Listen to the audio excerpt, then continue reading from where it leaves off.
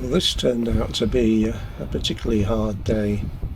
I eventually caught 3 fish with a lot of effort, and I kept one of them to Gravlax, so I thought it'd be quite a nice idea just to show you the process, because I personally think it's a lot nicer than smoked salmon. There you can see the time code. If you want to just go straight to the Gravlax end and ignore the rest of this, do so. Anyway, as usual, I got my fish on a dry fly, and it went very well.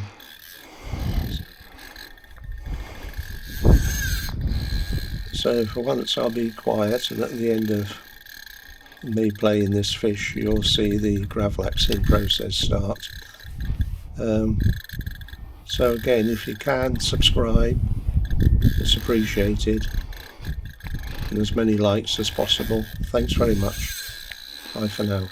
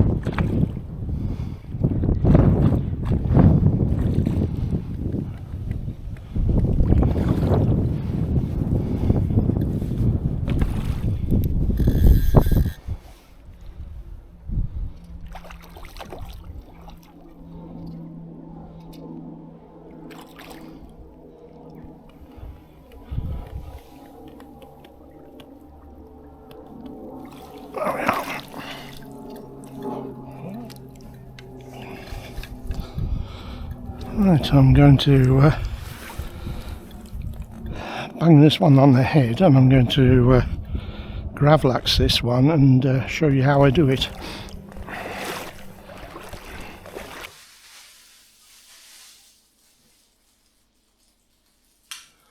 Okay, I'm going to show you how to prepare a rainbow trout into Gravlax.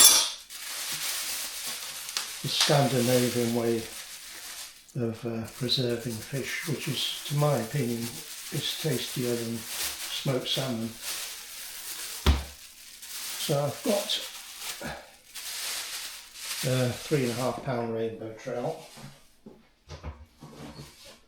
which is about the smallest I reckon you can get away with doing this gravlaxing, especially with my skill with the filleting knife.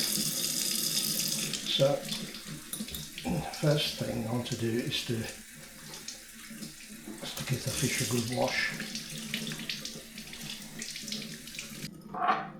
I've got a fish scaler here, which doesn't do a terribly good job, but it minimises the amount of scales that fly all over the place. It's not absolutely essential that you descale the skin, but it helps the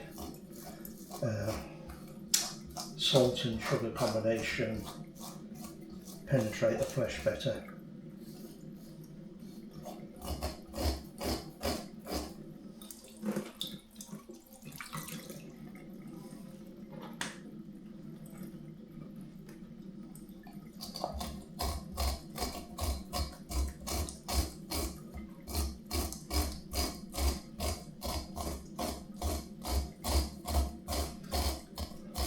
And I must emphasise that you want to keep hygiene to the highest level, especially when you're dealing with raw food.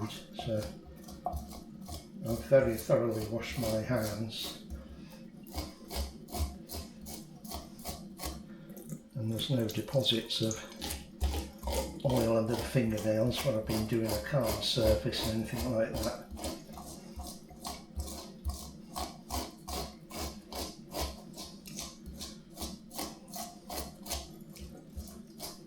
It's a good idea to do this when your wife's out of the house, and then you can get rid of all the fish scales that you've scattered all over the kitchen.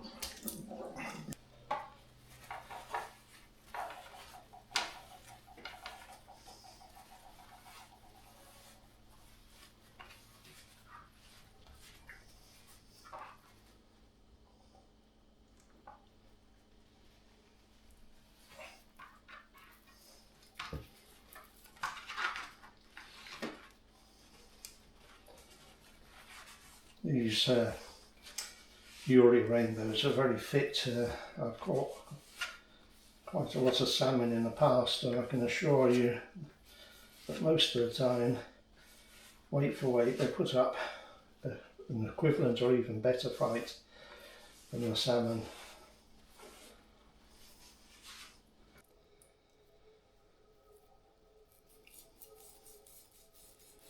So I'm pretty poor at this, so please feel free to laugh at home.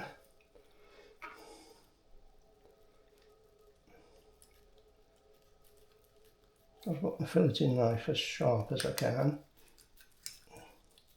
Turn it round, and you're trying to bring it along the body,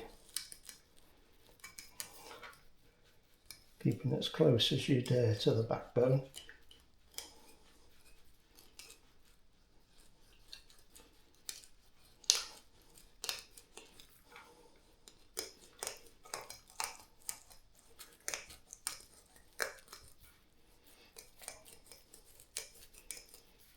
Remember, knives like this are fiendishly sharp, so if you want to have all your fingers, be on the alert.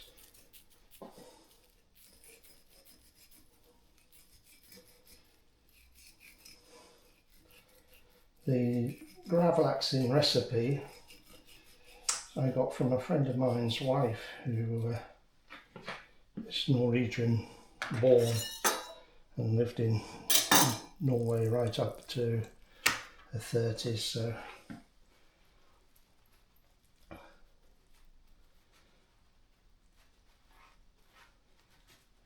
one or two of you might think it's not the proper recipe. It doesn't matter, because this is something that produces very, very tasty, very, very tasty Gravlax.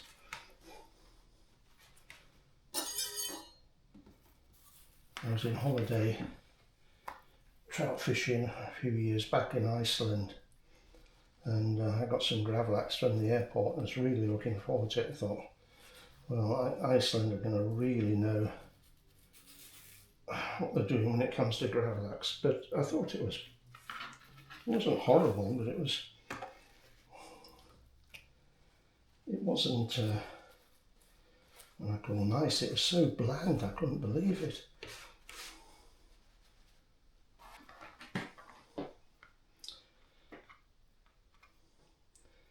And then before you go any further, you want rid of these bones here.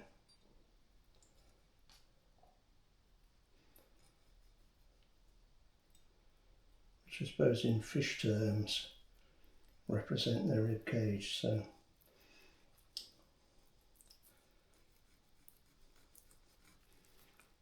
try and slide the knife down pretty close to the edge of the bone so you don't lose too much flesh.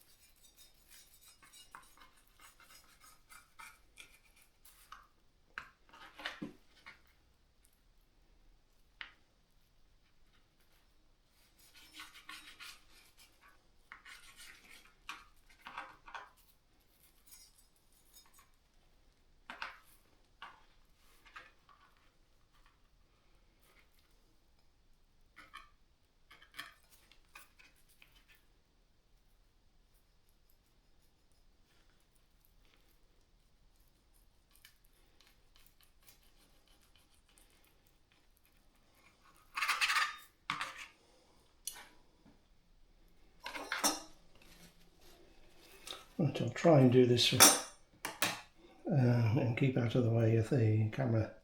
So, your clean hands, what's absolutely vital about that is you rub against the grain and you'll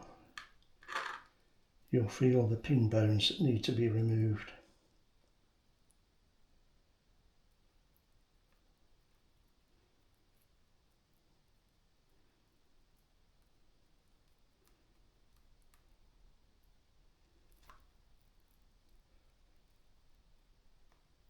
And pull them out in the direction that they've gone into the fish.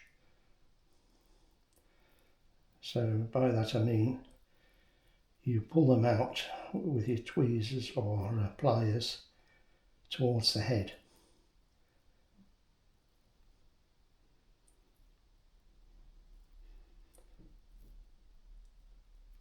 This is quite frustrating at first because until you get one or two out, you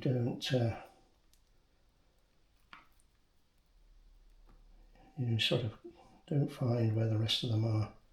So just a slow, steady pull, and there's the horrors coming out. Luckily, there's only one line of these bones.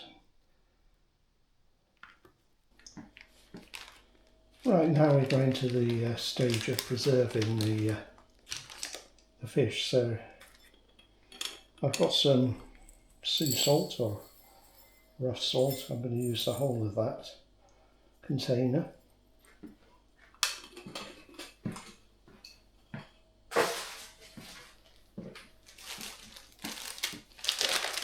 And then I'm going to add soft brown sugar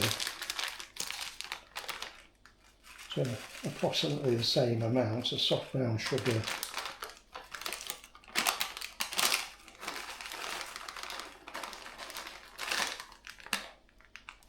Sea salt. As you can see, these are not exact measurements and don't need to be.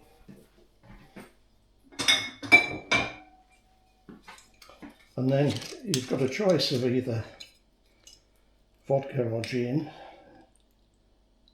I like to add about 3 capfuls of vodka to the mix. Give this a whirl round.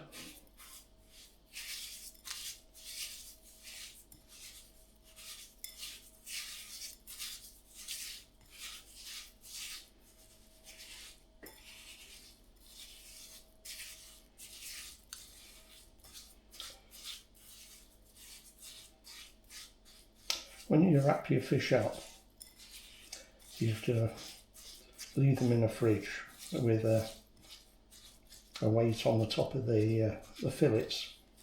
Now, if it's a really sizable fish like a 10-pounder, you want a fairly hefty weight like a plank and a couple of bricks on top.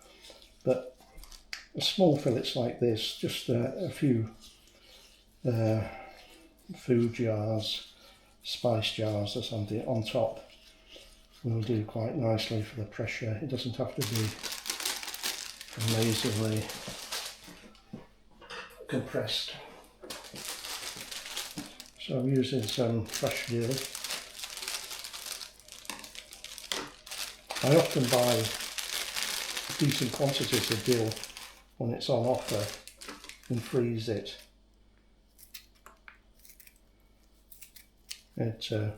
I think it works just as well as the fresh, but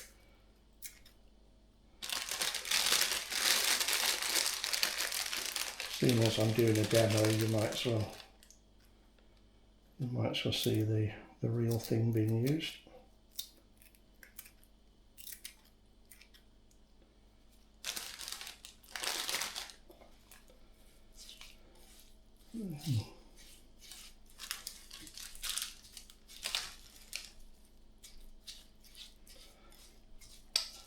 And when you've got it in the fridge, every like 10 or 12 hours, turn the fillets over, and you'll find after a few hours there's a large amount of fluid starts coming off the fillets. Just ignore that, just keep turning them over, and after 3 days your Gravlax is done. If you're nervy about cured fish, leave it 4 days, it won't do any harm. I'll put a splatter on here.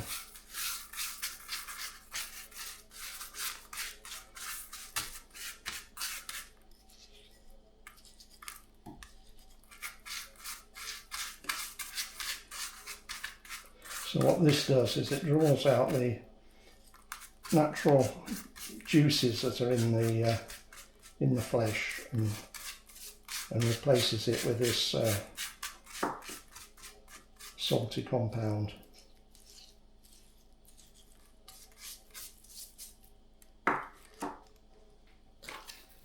You might think, oh my god, I'm not going to eat that, but you'll be surprised just how nice it is.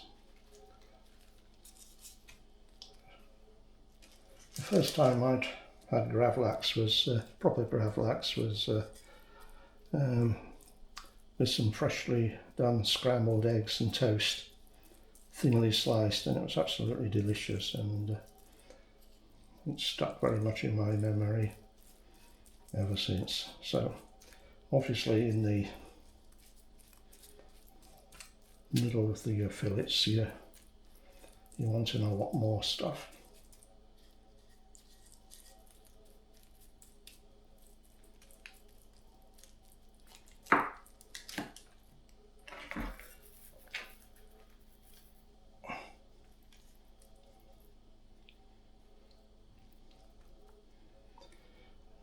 Right, as regards what type of fish you do this with, salmon, brown trout, rainbow trout, brilliant, but don't, for goodness sake, use any sort of sick creatures that you might get from a small fishery where they've been hooked half a dozen times and there's hardly any fight in them. The flesh will be soft, there'll be no natural oils in the flesh, it will be, well, it won't be a pleasant thing. and pleasant thing to eat.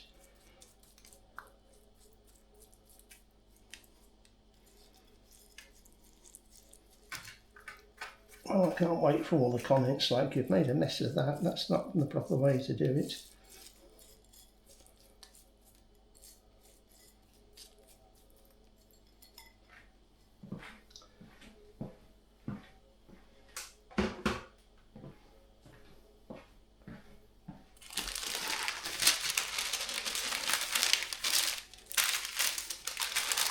Just a bit of grease proof.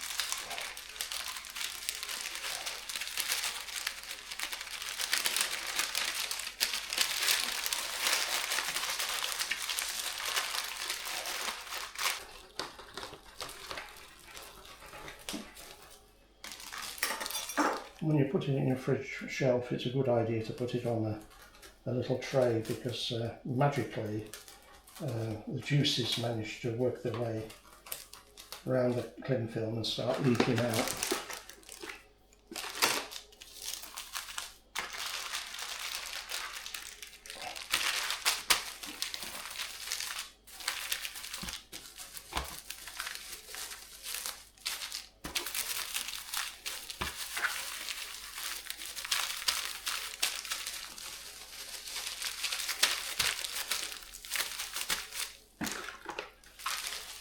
So after your 3 or 4 days, just with some kitchen towel, just wipe the salt or the mixture away.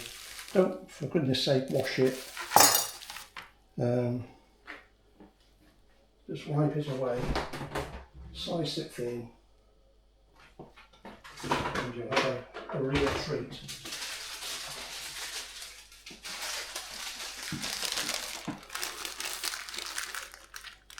This is one I did a week ago.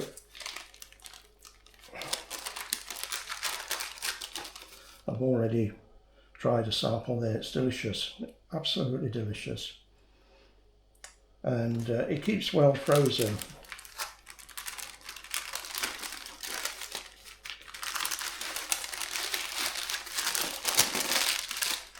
So, if you've watched me doing all of this, I very much hope you subscribe.